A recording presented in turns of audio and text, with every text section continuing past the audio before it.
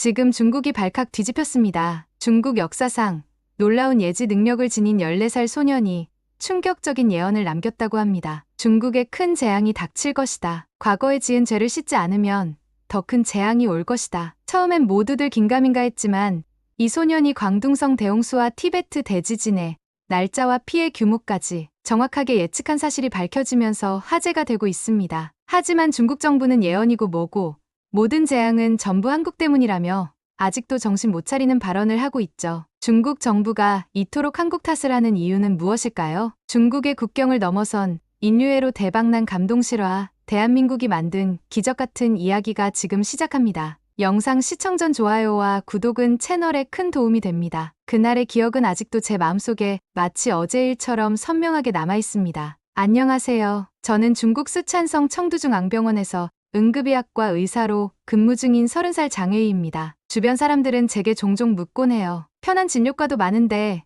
왜 굳이 가장 고되고 긴박한 응급의학과를 선택했냐고요. 응급의학과는 끝없는 당직과 긴급 호출, 그리고 예상할 수 없는 환자들로 힘들긴 하죠. 사실 그 이면엔 저만의 진짜 특별한 이유가 있습니다. 17년 전 저는 정말 죽을 뻔했던 아찔한 사고가 있었거든요. 정말 죽음의 문턱에서 저를 기적적으로 살려주신 은인이 없었다면 저는 아마 지금 이 세상에 없었을지도 모르죠. 그래서 저는 저를 구해주신 은혜의 보답으로 앞으로 남은 평생의 모든 시간을 긴급한 생명들을 살리고 헌신하며 살기로 했습니다. 때는 2008년 5월 12일 쓰촨성 원찬에서 규모 7.9의 중국 역사상 최대의 강진이 일어났습니다. 당시 저는 겨우 13살, 학교 2층 교실에서 여느 때와 같이 수업을 듣고 있었어요. 수업 중에 갑자기 아주 미세한 흔들림이 시작됐고 바로 몇 초 지나지 않아 바닥이 미친 듯이 휘청이며 강한 지진이 강타했죠. 선생님은 다급하게 모두 책상 밑으로 를 외치셨어요. 하지만 이미 천장은 무너지고 있었고 친구들의 비명소리,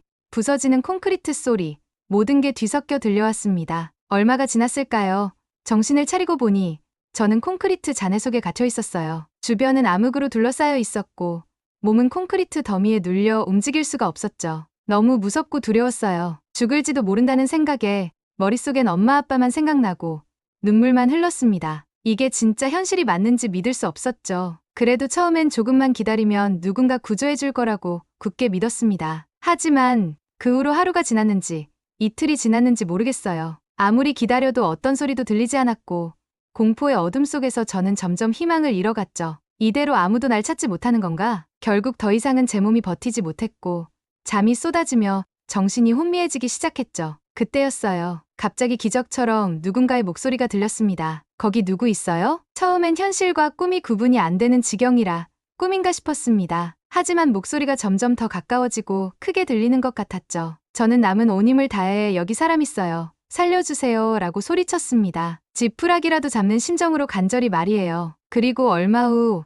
드디어 어두운 잿빛 틈 사이로 희미한 빗줄기가 보였고 여기 생존자가 있다. 빨리. 나는 다급한 목소리가 들렸죠. 저를 기적적으로 발견한 사람은 한국 구조대 강우석 아저씨였습니다. 제 기억 속의 생생한 아저씨의 얼굴은 검은 먼지와 땀으로 범벅이 되어 있었지만 눈빛만은 따뜻했죠. 아저씨는 살아줘서 정말 고맙다 꼬마야 라며 조금만 더 힘내자라고 했어요. 그 순간 이제 살 수 있다는 안도감에 저도 모르게 울음이 터져나왔습니다. 그렇게 아저씨의 도움을 받아 세상 밖으로 나오는 도중 저는 보았어요. 돌무더기 사이로 보이는 하얀 양말과 작은 손에 꼭 쥐어진 빨간 부적. 제 친구 샤오링이었습니다. 그 부적은 샤오링이 할머니께서 손수 만들어주신 행운의 부적이라고 아침부터 자랑했던 터라 바로 알 수 있었죠. 어떻게 저만 이렇게 살았을까요? 이 질문은 17년이 지난 지금도 제 가슴에 무겁게 죄책감으로 남아있죠. 구조된 후의 임시 대피소는 말 그대로 아수라장이었어요. 신음과 울음소리가 서로 뒤섞인 가운데 구조대원들 그리고 의료진들은 정신없이 부상자들을 돌보았죠. 저는 담요 하나를 덮고 두 무릎을 끌어안은 채 텐트 바닥에 쪼그려 앉아 있었어요. 샤오밍을 포함한 친구들과 선생님들을 잃은 슬픔, 그리고 오랜 시간 어둠 속에서 혼자 버텨야 했던 공포의 시간들 때문에 뭐를 어떻게 해야 할지 모르겠더라고요. 그때 누군가 제 어깨를 가볍게 두드렸습니다. 저를 구해준 우석 아저씨가 따뜻한 죽 한 그릇을 건네주셨어요. 죽을 건네받는 순간 아저씨의 팔에 깊게 베인 상처가 보였습니다. 그리고 아저씨의 얼굴은 몹시 지쳐 있었어요. 알고 보니 아저씨는 72시간 동안 잠도 못 자고 생존자를 찾아 구조활동을 하셨다고 해요. 수많은 중국인을 살리기 위해 자기 몸은 돌보지 않는 우석 아저씨를 보며 저는 울컥했습니다. 아저씨에게 조금이라도 도움이 되고 싶었어요. 조용히 일어나 대피소에 의료키트를 가져왔습니다. 조심스럽게 아저씨의 상처를 소독하고 붕대를 감아드렸어요. 우석 아저씨는 우와 꼬마 의사 선생님이시네 라며 장난스레 말씀하셨죠. 그렇게 대피소에서 이틀의 시간이 흘렀고 마침내 부모님이 저를 찾아오셨어요. 부모님과 저는 서로 안고 엉엉소리내 울었죠. 그리고 부모님은 우석 아저씨를 보자마자 몇 번이고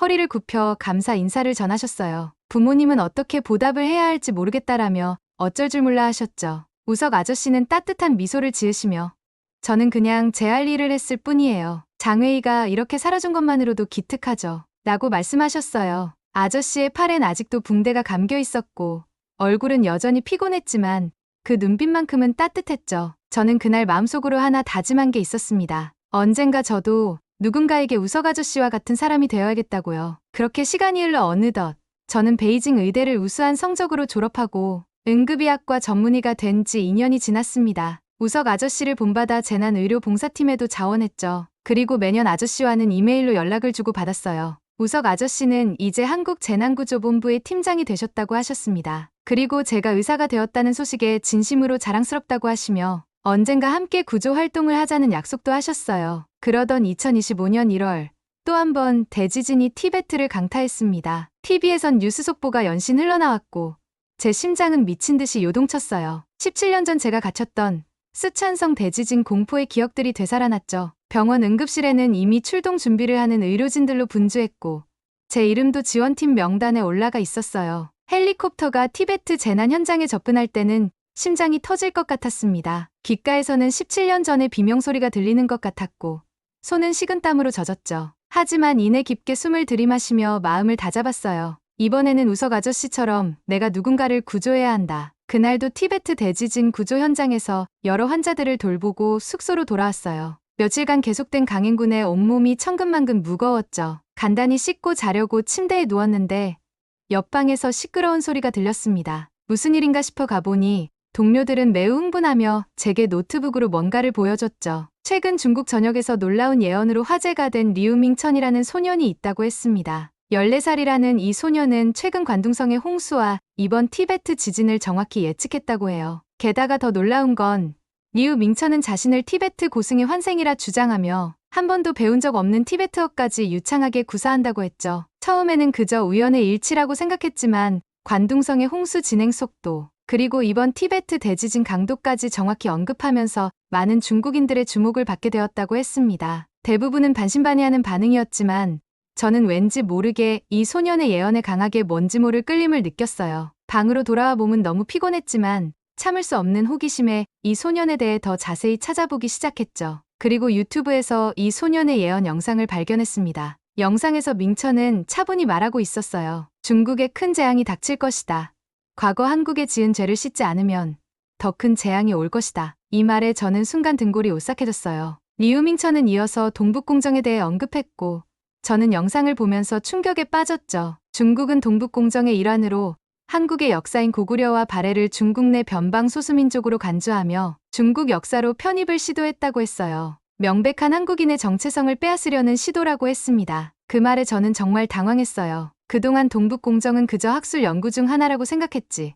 그것이 한국의 역사 왜곡인지는 전혀 몰랐거든요. 저는 밤새도록 관련된 자료들을 읽으며 깊은 죄의식에 사로잡혔습니다. 그동안 전혀 알지 못했던 역사적 진실들을 하나둘 발견하면서 마음은 점점 더 복잡해졌고 도저히 잠들 수가 없었어요. 리우밍천의 예언은 단순한 자연재해를 경고한 것이 아니라 과거의 역사적 죄에 대한 경고일지도 모른다는 생각이 머릿속에 맴돌았죠. 다음날 아침 다시 구조 현장에 투입되었지만 제 머릿속은 여전히 리우밍천의 말과 동북공정의 진실로 가득했습니다. 그러던 중 저는 깊은 잔해 속에서 가까스로 한 소년을 발견했어요. 그리고 다친 소년을 치료하는 도중 갑자기 소년의 얼굴에서 리우밍천의 얼굴이 겹쳐 보였습니다. 전혀 다른 사람인데도 이상하리만큼 리우밍천과 비슷한 눈빛과 분위기가 그 아이에게도 느껴졌죠. 순간 소름이 끼치면서 이건 우연도 아니고 가볍게 넘길 일은 아니라는 생각이 들었어요. 그날 이후로 저는 쉬는 시간마다 한국과 중국의 역사와 문화를 찾아보기 시작했습니다.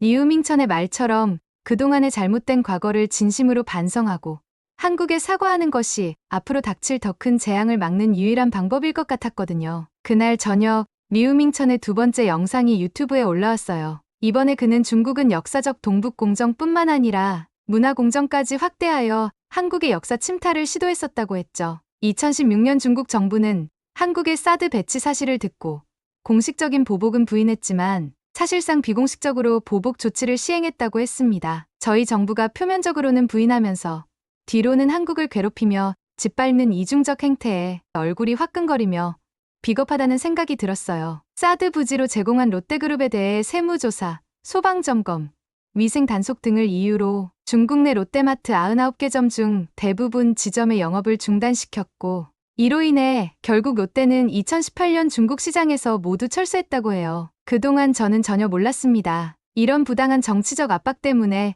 롯데마트가 중국에서 철수한 줄은요. 그 외에도 한국산 화장품, 전자제품 등 한국산 유통망을 통제하고 판매를 제한했다고 합니다. 어쩐지 평소 사용했던 한국 화장품들이 갑자기 매장에서 사라졌던 기억이 났어요. 그때는 꿈에도 중국 정부의 조직적인 행동인 줄은 몰랐죠. 여기에 한국 연예인은 중국 방송 출연을 금지했고 K-팝 공연과 한국 드라마, 한국 영화의 수입과 방영을 금지했습니다. 생각해보니 제가 좋아하던 한국 드라마가 갑자기 방영 중단된 일이 떠올랐어요. 그땐 안내방송도 하나 없이 사라져 이상하다 생각하긴 했는데 그것도 이런 사드 보복의 일환이었다니 너무 실망스러웠습니다. 문화는 정치와 철저히 분리되어야 하는데 정치적 사유로 이렇게 예술까지 희생시키는 행동이 과연 옳은 것인지 의문이 들었죠. 그리고 2020년 중국 관영 매체들은 한국의 김치는 중국의 파오차이에서 유래했으며 한국의 김치는 결국 중국의 것이라고 전 세계적으로 보도했다고 해요. 게다가 일부 중국 네티즌들은 김치 원조는 중국이라며 소셜미디어에서 지금까지 지속적으로 주장을 펼치고 있다고 합니다.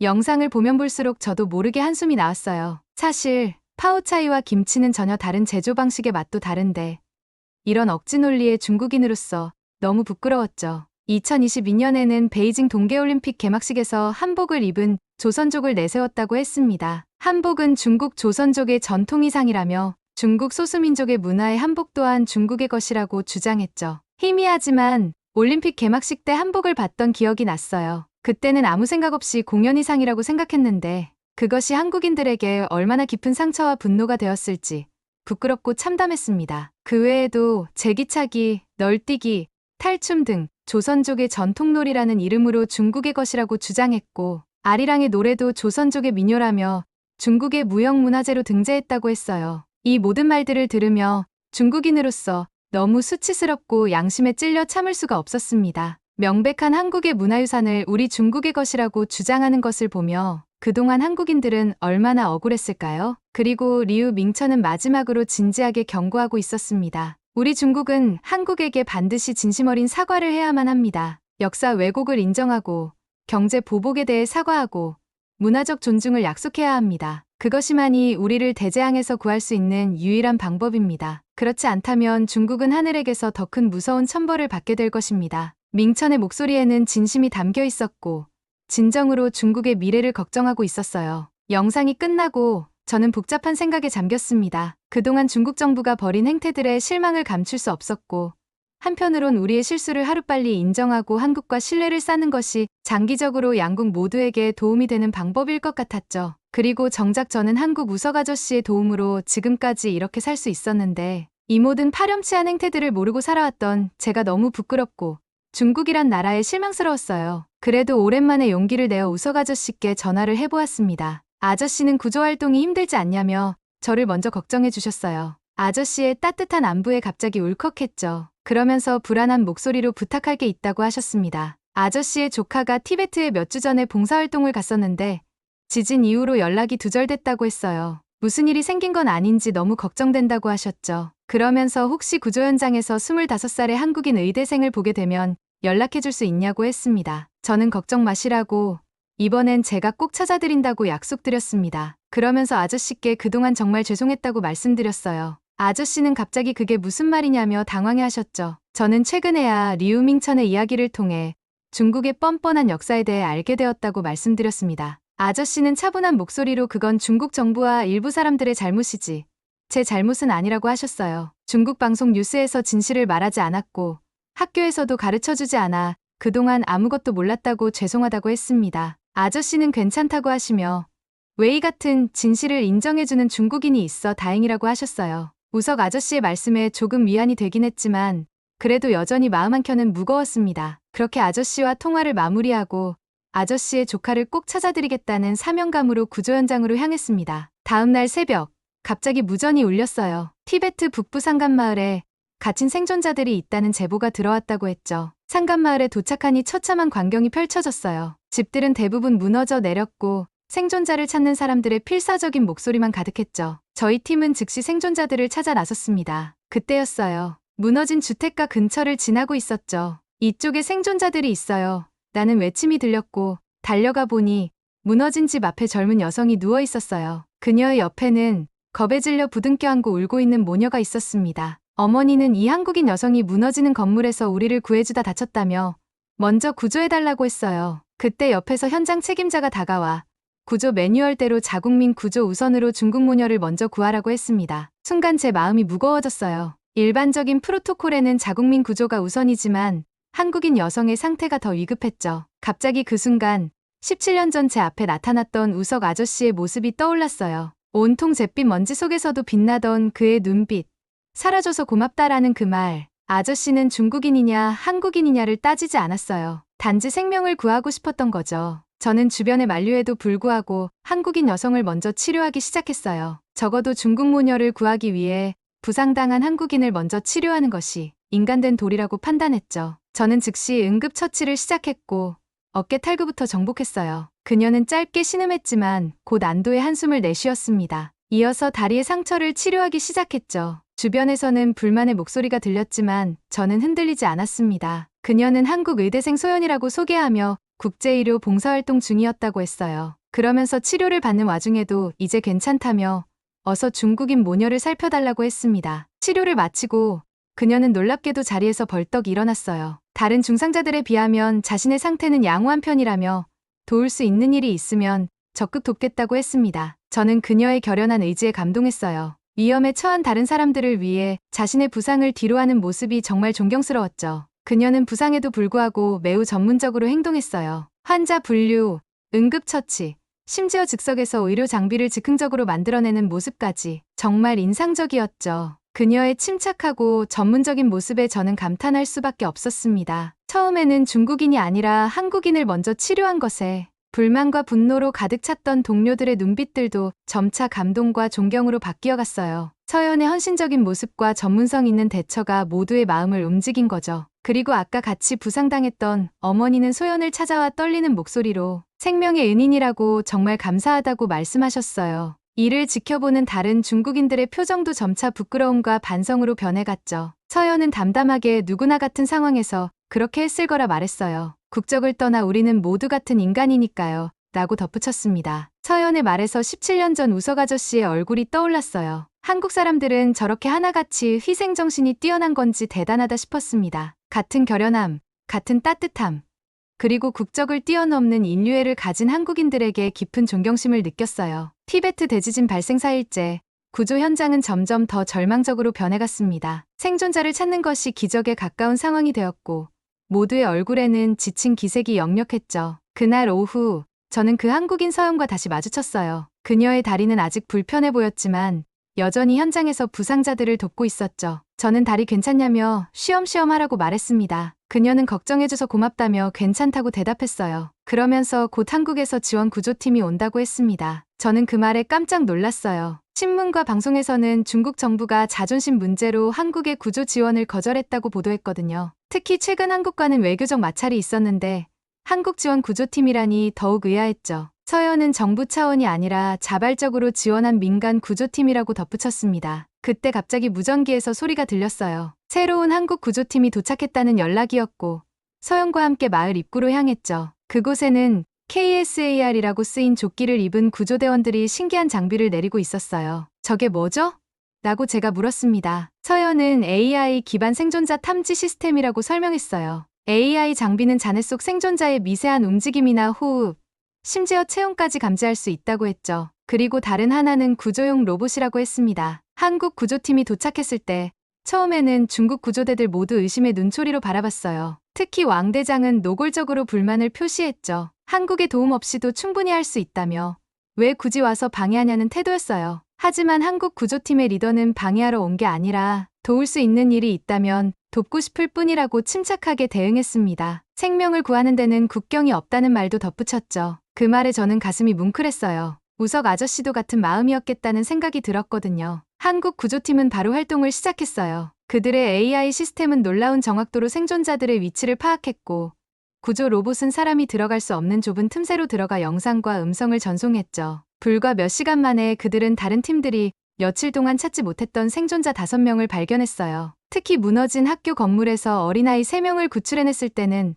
모두가 환호성을 질렀죠. 그리고 왕 대장의 표정이 점점 변해가는 것을 볼 수 있었어요. 처음에는 불신과 무시였다가 점차 놀라움과 존경으로 바뀌어 갔죠. 저도 한국 구조팀의 효율성에 놀라움을 표했어요. 그리고 기술보다 더 감동적인 것은 한국인들의 마음가짐이었죠. 중국 정부에서 거절했음에도 불구하고 위험을 무릅쓰고 자발적으로 온 민간 구조팀은 인도주의 정신 그리고 진심이 아니면 불가능한 일이었어요. 국가 간의 갈등과 정치적 이해관계를 뛰어넘어 오로지 생명을 구하기 위해 달려온 한국인들의 모습에 존경심이 들었습니다. 구조 활동이 일주일째 접어들었을 때 재난 현장 의료 텐트에서 근무를 마치고 숙소로 돌아오는 길이었어요. 비가 내리기 시작했고 임시 숙소로 사용되던 체육관은 추가 환자들로 넘쳐나고 있었죠. 그때 제 눈에 한국인 서연 의대생이 들어왔어요. 서연은 구석에서 담요 하나만 덮은 채 추위에 떨고 있었죠. 그녀의 다리는 많이 나아졌지만 아직 완전히 회복되지 않은 상태였고 얼굴은 여전히 창백했어요. 저는 고민되었지만 서연에게 다가가서 제 숙소에서 지내는 게 어떻겠냐고 제안했어요. 아직 다리도 불편하고 여긴 너무 추우니 제 숙소에서 지내자고 했습니다. 서연은 처음에 망설이며 괜찮은 듯 했지만 결국 고개를 끄덕였습니다. 비를 맞으며 저의 아파트로 향했어요. 현관문을 열자 어색한 침묵이 흘렀죠. 서연은 불편을 끼치는 것 같다며 미안함을 표했지만 저는 오히려 제가 도울 수 있어서 기쁘다고 말했어요. 그동안 그녀가 얼마나 많은 중국인 생존자들을 위해 열정적으로 도왔는지 알고 있었으니까요. 침실은 서연에게 내어주고 저는 거실 소파에서 자기로 했습니다. 뜨거운 물로 샤워를 할 수 있게 도와주고 깨끗한 옷과 따뜻한 음식도 준비했죠. 서연은 오랜만에 누리는 편안함에 감사의 눈빛을 보냈어요. 말로 표현하지 않아도 그 눈빛만으로도 충분했죠. 식사를 마친 후 서연은 가족에게 연락을 하고 싶다고 했어요. 중국에서는 일부 외국 앱이 차단되어 있어서 제 전화기를 빌려주었죠. 서연이 통화하는 동안 저는 부엌에서 설거지를 하며 그들의 대화 소리가 들리지 않도록 조심했습니다. 그런데 갑자기 제 이름을 다급하게 부르는 소리가 들렸어요. 서연의 삼촌이 저와 통화하고 싶다고 했죠. 처음엔 무슨 일인지 의아했어요. 하지만 전화를 받은 순간 수화기 너머에서 들려온 목소리에 온몸이 얼어붙었습니다. 그 목소리를 저는 알았어요. 17년 전 어둠 속에서 제 손을 잡아주었던 그 목소리였죠. 바로 강우석 아저씨였습니다. 세상이 순간 멈춘 듯한 느낌이었어요. 우석 아저씨는 제가 그의 조카를 구해줬다는 사실에 놀라워했죠. 통화를 마치고 소연 씨에게 모든 이야기를 들려주었습니다. 제가 쓰촨성 대지진 때 우석 아저씨에게 구조된 아이라는 사실을, 그리고 그 인연 덕분에 의사가 되었다는 것까지요. 소연의 눈에도 눈물이 고였어요. 삼촌이 늘 그 이야기를 해주셨다고 했죠. 내가 구한 중국 소년이 있는데 그 아이의 눈빛을 잊을 수 없다고. 17년 동안 계속 떠올리셨다고 했어요. 저는 류 밍천의 예언과 그로 인해 알게 된 중국의 과거에 대해서도 조심스럽게 이야기했죠. 실제로 그 이야기를 듣고 나서 중국인으로서 많이 부끄러웠다고 고백했어요. 우리나라가 한국의 뻔뻔한 일들을 저질렀다는 것에 정말 부끄럽고 미안한 마음이 들었다고요. 소연은 따뜻하게 미소 지으며 우석 아저씨와 비슷하게 말했습니다. 국가의 잘못은 개인의 책임은 아닐지 몰라도 진심은 개인이 시작할 수 있다고 했어요. 제가 그것을 인식하고 변화하려는 모습이 중요하다고 했죠. 그 말에 가슴이 뭉클했어요. 소연의 용서와 이해가 큰 위안이 되었죠. 일주일 후 소연의 다리는 거의 회복되었지만 구조 활동이 마무리될 때까지 남기로 했어요. 우리는 함께 일하며 더 많은 생존자들을 치료했고 점점 서로를 더 깊이 이해하게 되었죠. 아침마다 같은 테이블에서 식사를 하고 저녁에는 그날의 일을 나누는 것이 일상이 되었습니다. 마치 오래전부터 알고 지낸 가족 같은 느낌이었어요. 구조 활동이 끝나갈 무렵 소연은 함께 국제 구호 프로젝트를 시작하자고 제안했어요. 한국과 중국의 의료진이 함께 재난 지역에서 활동하는 것, 국경을 넘어선 인류애를 실천하는 것에 대한 제안이었죠. 그 제안에 제 마음은 벅차올랐습니다. 그것이야말로 제가 찾던 사명이었으니까요. 앞으로 저는 소연과 우석 아저씨와 함께 국경을 따지지 않고 오로지 생명을 위해 헌신하며 봉사하며 살아갈 거예요. 이렇게 제게 옳은 길로 안내해준 소연과 우석 아저씨, 그리고 한국의 깊은 감사의 마음을 전합니다. 오늘의 이야기는 여기까지입니다. 어떻게 들으셨나요? 리우밍천의 예언을 시작으로 결국 한국의 깊은 미안함을 느끼는 장웨이 씨의 사연이었는데요. 사연을 들으며 중국의 동북공정, 역사 왜곡, 그리고 전통 문화까지 중국의 것이라고 주장하는 모든 행동들에 화가 났습니다. 한국에 대한 이 모든 잘못된 태도가 예언대로 자연 대재앙의 원인이라면 중국은 진심으로 반성하고 사과해야 할 것입니다. 여러분은 리우 밍천의 예언에 대해 어떻게 생각하시나요? 앞으로의 중국의 앞날은 어떻게 될까요? 오늘의 사연에 대한 여러분의 생각을 댓글로 남겨주세요. 함께 나눠보고 싶습니다. 오늘 사연이 마음에 드셨다면 구독, 좋아요 부탁드리겠습니다. 긴 이야기 끝까지 들어주셔서 진심으로 감사합니다. 앞으로도 더 좋은 사연으로 여러분을 찾아가겠습니다. 시청해주셔서 감사합니다.